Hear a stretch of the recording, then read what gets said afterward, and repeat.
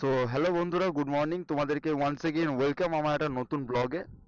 So আজকে আমি যাচ্ছি বর্ধমান থেকে সিউড়ি বাই বাইক। তো চলো, এখন সকালের টাইম, খুবই ঠান্ডা, হাড় কাঁপানো ঠান্ডা। বাইকটা স্টার্ট করি, তারপর রাস্তায় যেতে যেতে বাকি কথা হবে। বিসমিল্লাহ।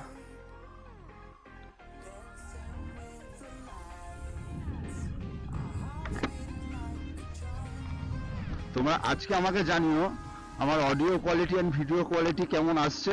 ঠিক আছে, আমি অনেকটা চেঞ্জ করার চেষ্টা করেছি ভিডিও কোয়ালিটি এবং অডিও কোয়ালিটি আগের থেকে।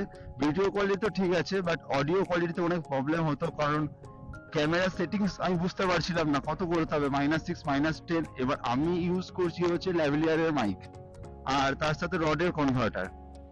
তো এবার সমস্যাটা হচ্ছে, এই যে রডের কনভার্টার দেওয়া আছে তার সাথে ল্যাভেলিয়ারের মাইক, আমি যখন এই আমার অ্যাকশন ক্যামেরা আমি ইউজ করছি, অ্যাকশন ক্যামেরা 4 DJI, যখন -6 সেট করছি, সো তখন একটা প্রবলেম হচ্ছে। তখন -6 যখন করলাম গোপ্রোতে অ্যান্ড ইউজ করছি ল্যাভেলিয়ারের মাইক, তখন আমার গেইনটা না প্রচুর বেশি হচ্ছে, যখন কথা বলছি কথাগুলো ফেটে যাচ্ছে। তার জন্য আমি আজকে -11 সেট করেছি। আমি এবার দেখতে চাই আমার কথা কতটা ফাটে অ্যান্ড সাউন্ড কোয়ালিটি কেমন আসে। সেটা তো এখন বুঝতে পারবো না, ভিডিও চেক করবো তখন বুঝতে পারবো। চলুন বাইকটা টেনে নি।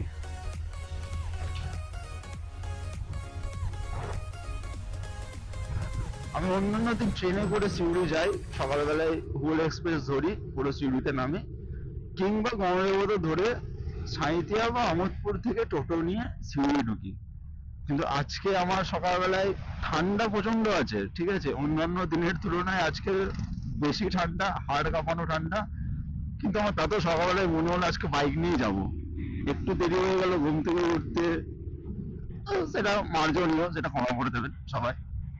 কিন্তু আজকে মনে হলো যে বাইক নিয়ে যাব, বাইক নিয়ে বেরিয়ে পড়লাম। এবার রাস্তায় যেতে যেতে কি দেখি কি করি সবটাই আমি তোমাদেরকে দেখাবো, ভিডিওতে থেকো। আজকে ট্রাফিক জ্যাম অতটা নেই, সকালবেলায় লরির জ্যাম আমি অতটা দেখতে পেলাম না। এই দিকটা এখন রাস্তাগুলো হবে, এইদিকে এখনো রাস্তাগুলো হয়নি। আরে কাকা কি করছো তুমি? ঠিক আছে, কোনো ইন্ডিকেটার নেই, কিছু নেই, হঠাৎ ঘুরিয়ে দিচ্ছে। চলো দাদু দাদু, এরকম করো না, তোমার এই বয়স এখন।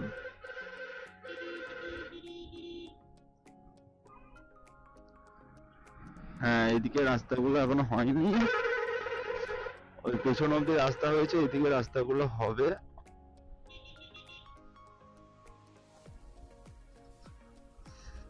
কিন্তু সামনেই তো রাস্তা হয়ে গেছে ওই দিকটা, তাহলে মাঝখানটা কেন বাদ দিল?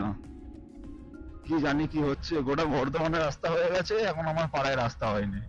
মানে পাড়ার যেটুকু পোর্শন বাকি আছে ওটুকু এখনো হয়নি, কিন্তু গোটা বর্ধমানের রাস্তা হয়ে গেছে। আচ্ছা, এই রাস্তাটা দিয়েও যাওয়া যায় বর্ধমান, ঠিক আছে। এই রাস্তাটা ধরে গেলে খেতিয়া হয়ে উঠবে, খেতিয়া হয়ে গিয়ে ওই দিক থেকে বর্ধমান ঢোকা যায়। আর এটা তো এই রাস্তাটা সোজা যাচ্ছে বোলপুর, বোলপুর থেকে আমি সোজা চলে যাব সিকম কলেজ হয়ে, তো সিউড়ি পৌঁছে যাব।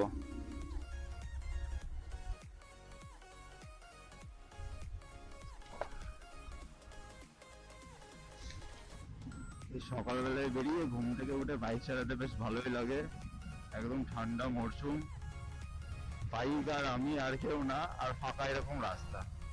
ও, এরকম যদি প্রতিদিন হয়ে যায় তাহলে আবার কি চাই। যারা বাইক প্রেমী ব্যাপারটা কিন্তু রিলেট করতে পারবে তোমরা, যে সকালবেলায় বাইক চালাতে কেমন লাগে এরকম ঠান্ডার মধ্যে, প্লাস রোদ উঠে আছে, তার সাথে এইরকম সুন্দর রাস্তা। হ্যাঁ, এই রাস্তাটা কিন্তু আগে ছিল না, এখন ভালো হয়েছে, এই রিসেন্ট কয়েকদিন হবে। বাট এত ভালো রাস্তা আগে কিন্তু এই বোলপুর যাওয়ার বুকে, গুসকরা যাওয়ার বুকে ছিল না।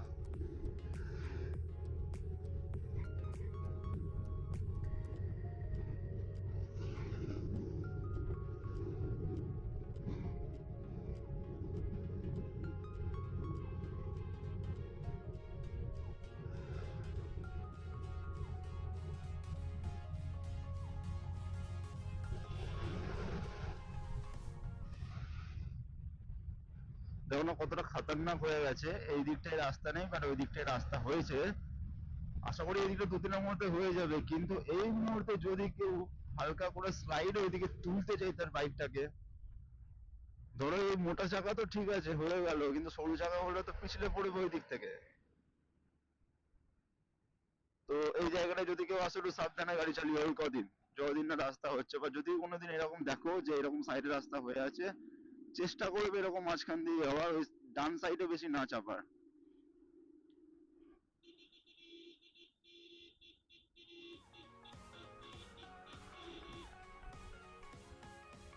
খাতারনাক হয়ে আছে জায়গাটা। তো রাতের বেলায় যদি জোরে চলে, রাতের বেলায় এমনি রাস্তায় কোনো ল্যাম্প পোস্ট নেই, অন্ধকারে দেখা যায় না, তখন যদি কেউ জোরে চলে হয়ে গেল হরি বল।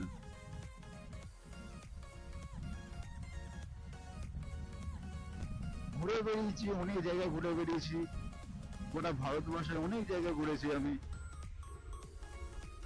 5 স্টার হোটেলে থাকার এখনো ক্ষমতা নেই, কোম্পানি ধরে কিন্তু 5 স্টার হোটেলে থেকেছি। কোম্পানি থাকাচ্ছে আমি থাকছি ভাই। মানে এমআরের কাজটাকে কিন্তু কেউ ছোট করে নেবে না, এমআরের কাজে যা যা আছে ভালো কোনো কাজে নেই। তুমি একটা যদি সরকারি চাকরি করো, আমি তো একটা এক্সাম্পল দিচ্ছি, তুমি যদি সরকারি চাকরি করো ঠিক আছে, তুমি কিন্তু বিদেশ ট্যুর করতে তোমার ফেটে যাবে ভাই। বিদেশ ট্যুর করতে মানে তুমি যদি তোমার ফ্যামিলি নিয়ে যাও একটা বিদেশ ট্যুর মারবে, তাহলে অবস্থা খারাপ হয়ে যাবে একদম। কিন্তু তুমি যদি এমআরে থাকো বস, তুমি যদি একটা বছর একটু বেশি করে স্টার ক্লাব করে নাও, অল ফ্যামিলি উইথ ফ্যামিলি নিয়ে তুমি স্টার ক্লাব পেয়ে যাবে, বিদেশ ঘুরে আসতে পারবে পুরোপুরি কোম্পানির খরচায় 5 স্টারের। তাহলে এর থেকে ভালো আর কি আছে? তুমি ঘুরতে পারছো, নিজের মতন কাজ করতে পারছো, 10টা মানুষের সাথে গল্প করতে পারছো, দ্যাটস ইট না?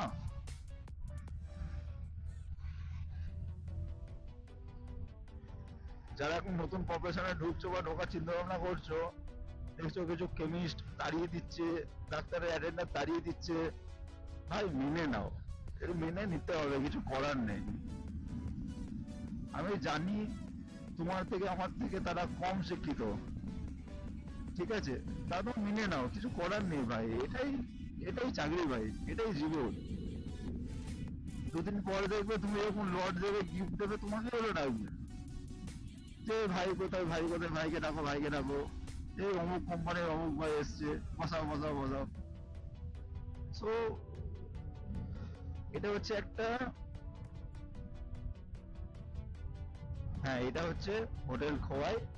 তো এইখানে তোমরা দাঁড়িয়ে চা খেতে পারো, এবং বাদ বাকি খাবারগুলো ভালো, বাট এদের আমার চাটা সব থেকে ভালো লাগে অন্যান্য খাবারের তুলনায়। যখন বর্ধমান থেকে তোমরা বোলপুর যাচ্ছ, সেই রাস্তা দিয়ে বাংলাতে খোয়াই পড়বে ঘুষ করা যাওয়ার আগে।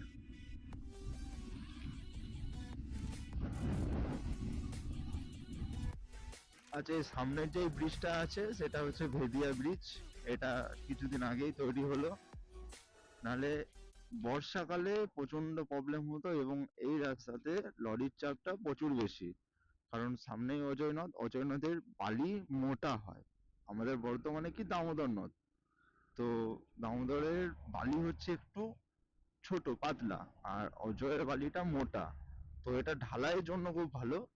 তো তার জন্য কি হয়, এবং একজন সবাই জানো এটা হচ্ছে বীরভূম, কারাপশন সব থেকে বেশি এখানে সব জায়গার থেকে। সো অজয় নদ এইখান থেকে বালিটা গোটা জায়গায় ট্রান্সপোর্ট হয়, তার সাথে শিউলির ওইদিকে কিছু পাহাড় আছে, সেইখান থেকে পাথর ভেঙেও পাথরগুলো এইদিকে যায়, বর্তমানে এই রাস্তাতেই যায়। তো লরির চাপ বেশি থাকতো। তো আগে কি হতো, ওই যে ওইখান দিয়ে রাস্তাটা নিচে দিয়ে গেছে, রেল লাইনটা ক্রস করছে, রেল লাইন আছে, ওর তলা দিয়ে একটা ছোটখাটো জায়গা ছিল, সো ওই টানেল দিয়ে সব যেতে হতো, একবার একা আসতে হতো আবার তাকে আসতে হতো, ওয়ান ওয়ে ছিল যেহেতু। সো এই ব্রিজটা হয়ে কিন্তু খুব ভালো হয়েছে, এন্ড এই ব্রিজটা ভালো, গাড়ি চালিয়েও মজা আছে এখানে। দেখো ভিউটা।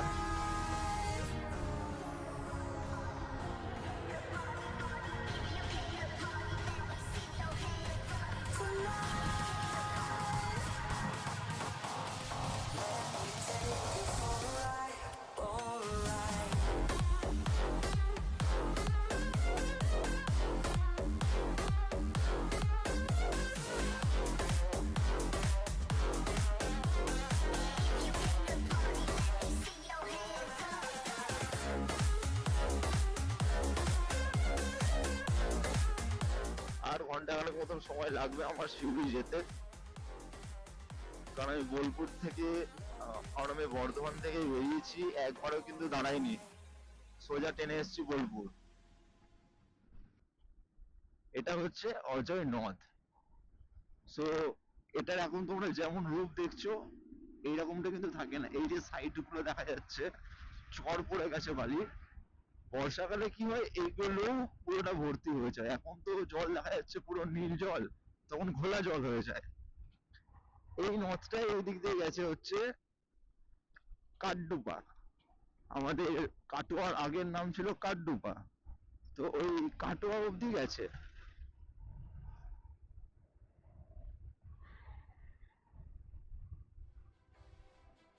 এটা আর কিছুদিন পরে ভালো রূপ দেখা যাবে, তাও শীতকালটা একবার চলে যাক, বর্ষাকালটা আসুক, তারপর দেখবো নদীটা কতটা ফুলে ফেপে থাকে। আমি তখন বললাম না যে বোলপুর সিউড়ি রোডটা আরো ভালো, বোলপুর সিউড়ি রোডটা হচ্ছে এইরকম, দু সাইডে অনেক গাছপালা আছে, বেশ মনোরম একটা তুমি জায়গা দেখতে পাবে, কিন্তু ধুলো প্রচুর। আর রাস্তাটা এখানে একটু ভালো, এরপর থেকে খারাপ শুরু হবে রাস্তা। চলো দেখাচ্ছি, সঙ্গে থেকো, সাথে থেকো।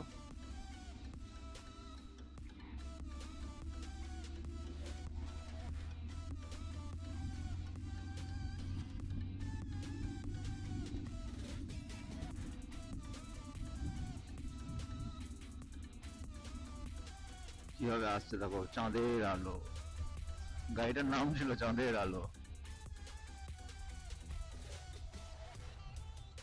এই ডান দিকে কিন্তু ঢুকে গেলেই বোলপুর, হ্যাঁ।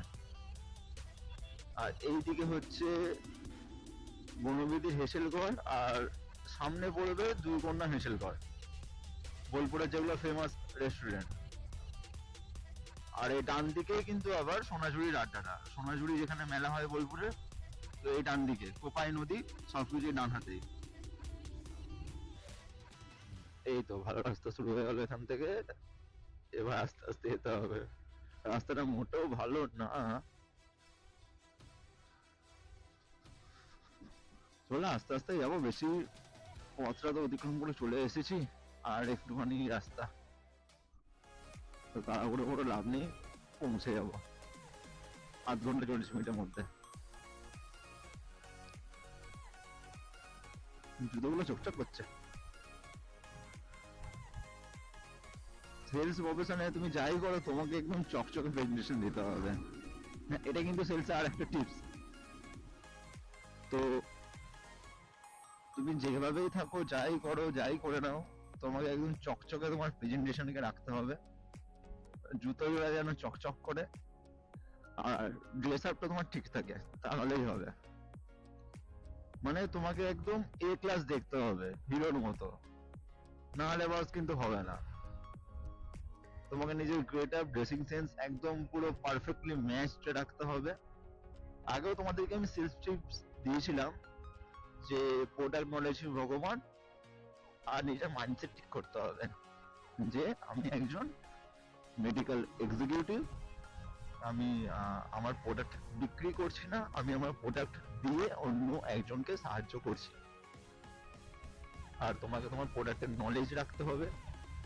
আর থার্ড আমি এখন বললাম নিজের গেট আপ একদম ফ্যান্টাস্টিক ওয়েতে রাখতে হবে, একদম জাস্ট সেই লেভেলে রাখতে হবে নিজের গেট আপকে। তা বলতে বলছি না তোমাকে একদম ঝাঁ চকচকে পরিষ্কার জামা কাপড় পরতে হবে, নতুন জামা কাপড় পরতে হবে। শুধু এইটুকু করণীয়, তুমি যেটাই পরবে সেটা যদি পারফেক্টলি আয়রন থাকে, তোমার বডি, তুমি যদি স্লিম হও তাহলে স্লিম ফিট কিনবে, তোমার যদি হালকা বডিতে মেচ থাকে, কিংবা তুমি যদি একটু হেলদি হও তাহলে তুমি তোমার ফিটিংস মতন জামা প্যান্ট পরবে। আর কালার কম্বিনেশনটা প্রথম প্রথম অতটা ভালো হয়তো বুঝতে পারবে না যদি তোমার অতটা এক্সপিরিয়েন্স না থাকে, যেমন আমার ছিল না, আমার জামা কাপড় সম্বন্ধে আগে কোনো রকমই জ্ঞান ছিল না যে কেমন পড়তে হবে, কোন কালারের সাথে আমার মুখের কালার ম্যাচ করছে, আমার প্যান্টের কালার ম্যাচ করছে। শুধু কয়েকটা বিষয়বস্তু নিজের বেল্টের কালারের সাথে, আচ্ছা এটাকে বলে দিই, এটা হচ্ছে সিকম স্কিলস ইউনিভার্সিটি, এই বোলপুর সিটি রোডের ডান হাতে পড়বে। আচ্ছা হ্যাঁ, আমি যেখানে ছিলাম নিজের বেল্টে যে কালার থাকবে, বেল্টের কালার আর জুতোর কালার সেম হবে। ধরো তুমি যদি ব্রাউন জুতো পরেছো তাহলে তোমার বেল্টের কালারও ব্রাউন হবে, আর তুমি যদি ব্ল্যাক জুতো পরো তাহলে বেল্টের কালারও ব্ল্যাক হবে, ঠিক আছে? আর কালো প্যান্ট সব জামার সাথেই যায় সেটা, তার সাথে হালকা নীল জামা নিতে পারো আর সাদা জামা নিতে পারো। মানে জামাটা তুমি একটু হালকা নিও, তাহলে কি হবে তোমার ইমপ্রেশনটা ভালো থাকবে। তুমি যখন হালকা কোনো কালারের জামা পরে যাবে, বিকজ ডিপ জামা যদি পরে যাও সেটা হট করে কারো চোখে লাগে না, সেটা তুমি যখন এক্সপিরিয়েন্স হয়ে গেলে, যখন সেলস প্রফেশন আরো বড় হয়ে গেলে তখন তুমি ডিপ জামা পরতে পারো, অসুবিধা নেই। কিন্তু প্রথম প্রথম ট্রাই করবে যে হালকা জামা পরে যাওয়ারই। সাদাটা সব থেকে বেটার, সাদা জামা দেখতেও ভালো লাগে এবং পরলে নিজেটা কনফিডেন্সও পাবে, সামনের লোকটা তোমার কাছে তাড়াতাড়ি কনফিডেন্স গেইন করতে পারবে। দেখেছো কত বড় বড় লরি। অ্যান্ড ব্ল্যাক প্যান্ট নিয়ে নিও, হালকা চেক নিতে পারো বা আনচেক থাকলে অসুবিধা নেই, নর্মাল থাকলেও কোনো চাপ নেই, বারটেন্ডার লাগবে না, আই প্রমিস।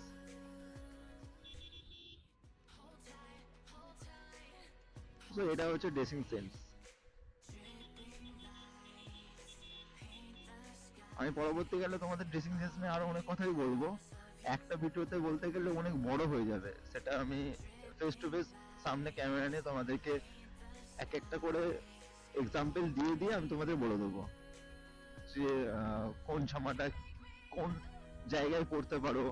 তুমি কোনো সিএমএ অ্যাটেন্ড করছো, তুমি কোনো ডক্টর কলে গেছো, তুমি কোনো ডাক্তারের বাড়িতে গেছো, তুমি কোনো ফেস্টিভ্যালসে যাচ্ছ, তো কার সাথে কোনটা ম্যাচ করছে।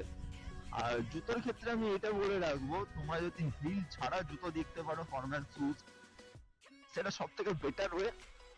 বিকজ তুমি জুতো পরেই কিন্তু সারাদিন কাজ করবে, এবার যখনই হিল থাকবে তোমার পায়ে একটা ব্যথা শুরু হবে কিছুদিন পর।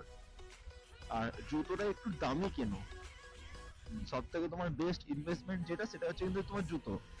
তোমাকে জুতো পরে সারাদিন কাজ করতে হবে। আমি ইউজ করি হাসপাবিস, তো প্রথম প্রথম এত দামি না কিনলেও তুমি একটা অন্তত বাটার শুজ নিও। খাদিমসটা আমার টেকে না, বা সিলেদার্সও ভালো, কম দামের মধ্যে সিলেদার্স ট্রাই করতে পারো, খুব ভালো।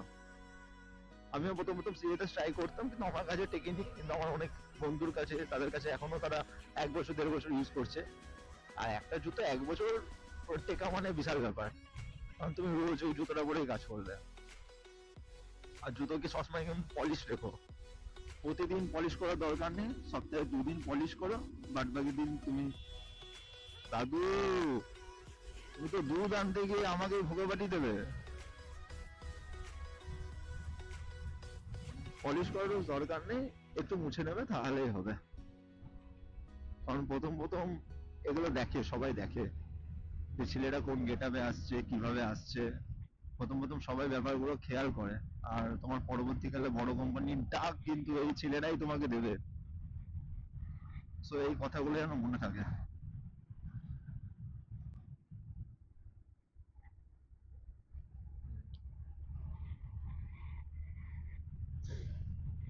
দেখো, দু সাইডে খেজুর গাছ, সো এইখান থেকেই সকালবেলায় তুমি যদি এই খেজুর গাছের রসটা খাও তো সেটা খুবই ভালো, এবং সেটা দিয়ে গুড় তৈরি হয়। তারপরে যদি 10টা 11টা বেজে যায় সেটা তুমি খেতে পারবে না, সেটা হালকা মতো মতো হয়ে যায়। যেমন তাল গাছ থেকে তাড়ি হয়, তো খেজুর গাছের রসটাও পরবর্তীকালে খেলে ওরকমই লাগবে। আর এই গোটা সিউটি রোডটাতেই দু সাইডে এরকম খেজুর গাছ পড়বে, এখান থেকেই খেজুর রস সংগ্রহ করে সবাই বিক্রি করে, দুটো সাইডেই পড়বে সিউড়ি রোডে। হ্যাঁ, কিন্তু বাঁকুড়ার যে গুড় সেটা সব থেকে ভালো। আমি এখন অব্দি টেস্ট করিনি, আমার ইচ্ছা আছে আমি বাইক নিয়ে গিয়েই বাঁকুড়া সেই গুড় টেস্ট করে আসবো এই শীতের মধ্যে।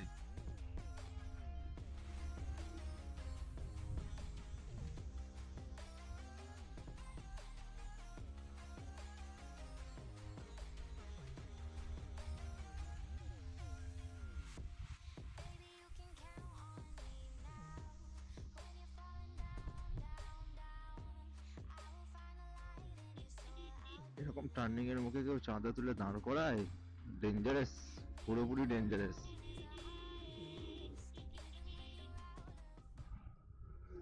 কোম্পানির প্রেশার তো দেখো সব জায়গাতেই থাকে। সবাই, আমি যখন ছোট কোম্পানিতে আগে ছিলাম তখন বড় কোম্পানিতে ভাবতাম যদি যাব, ওখানে আরো কাজের প্রেশার, ফরম্যাট। যারা আমার সাথে ছোট কোম্পানিতে ছিল তারা বলতো ভাই যাস না, প্রচন্ড কাজের প্রেশার, ফরম্যাট, এই সে হেন তেন, হাবি যাবি, সে একই টাকা মাইনে পাবি, হয়তো একটু বেশি পাবি, কি হবে গিয়ে। কিন্তু বস, বড় কোম্পানির একটা আলাদাই মজা আছে, এমএনসির একটা আলাদাই মজা আছে। সেটা তোমাকে একটা নমিনাল কোম্পানি দিতে পারবে না, মিডিওকার কোম্পানি তোমাকে সেটা দিতে পারবে না। এমএনসির যে মজাগুলো আছে সেটা এমএনসির ছেলেরাই জানে। ওই জন্যই তো সবাই এমএনসির থেকে ছোটে, এমএনসিতে ঘুরে যায় আর ছাড়ে না তারপর। তো সবসময় ট্রাই করবে ছোট থেকে বড় কোম্পানি যাওয়ার, সবসময় একটা জায়গায় পড়ে থাকার মনেও ভাববে না। আর যেদিন তুমি তোমার কমফোর্ট জোনে চলে যাবে, ধরো তুমি এমএনসি হাউসে আছো, তুমি তোমার কমফোর্ট লেভেলে চলে গেছো, তোমাকে আর বেরোতে হচ্ছে না, তোমার সব কাজ হয়ে যাচ্ছে, তোমাকে সবাই চিনে গেছে, তো সেই গুড়টা কিছুদিন খেও, তারপর তুমি কিন্তু তোমার কমফোর্ট লেভেল থেকে ছেড়ে বেরিয়ে, হয় কোম্পানি চেঞ্জ করবে, নাহলে সে কমফোর্ট লেভেলটা কি করে কাটানো যায় সেটা চেষ্টা করবে। কোম্পানি চেঞ্জটা সেকেন্ডারি, ফার্স্ট অফ অল তুমি চেষ্টা করবে কিন্তু তুমি কি করে জায়গা থেকে বেরোতে পারো।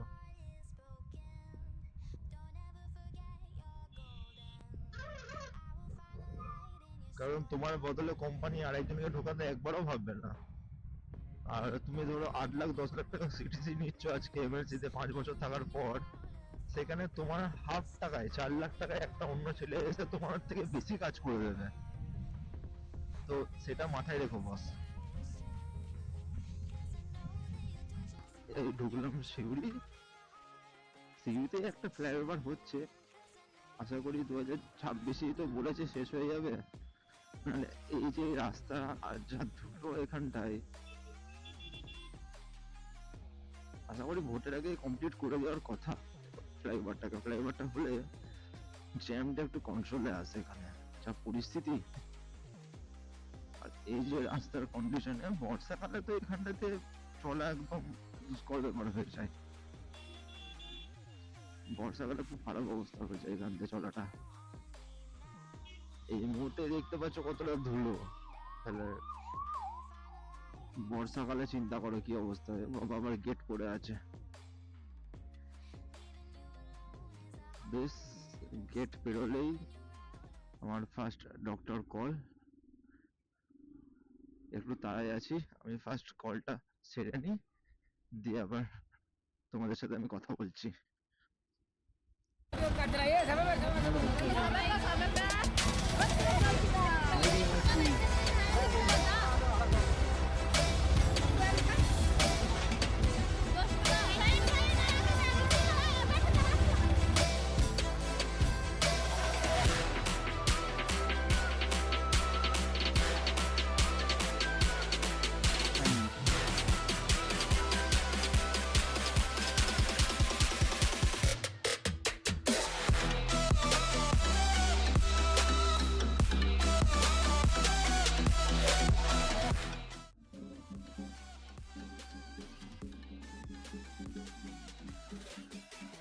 তো এখানে মনে হয় কোনো অনুষ্ঠান আছে, তার জন্য আর কি দাঁড়িয়ে চাঁদা তুলছে এইভাবে। বেশ ভালো, আমি ওই জন্যই ক্যামেরাটা তাড়াতাড়ি করে অন করলাম।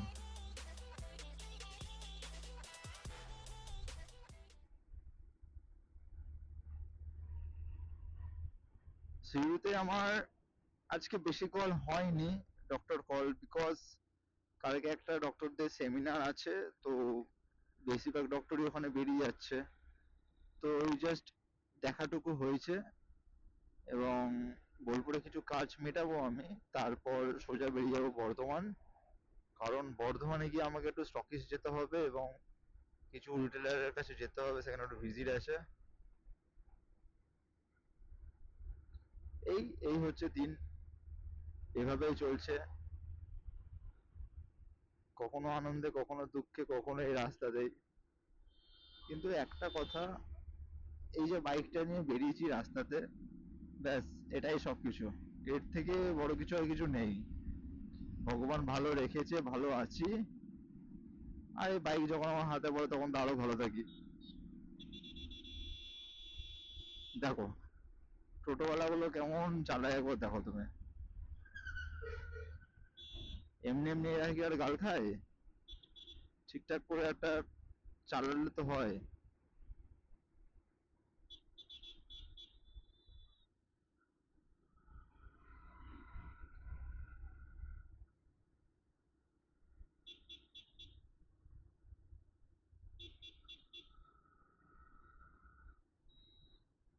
আমি একটু তাড়াই ছিলাম, তার জন্য আর ব্লগ শ্যুট করিনি। সো তোমাদের যদি ভিডিওটা ভালো লাগে প্লিজ সাবস্ক্রাইব করে নিও চ্যানেলটাকে, এই ফার এমান চ্যানেলটাকে, এবং একটা ভিডিওতে লাইক করে দিও। আর যদি এরকমই কন্টেন্ট তোমাদের পছন্দ হয় আমাকে একটু কমেন্ট করে জানিও, আমি নেক্সট তোমাদের জন্য এরকমই আরও ভালো ভালো কন্টেন্ট নিয়ে আসবো। So thank you.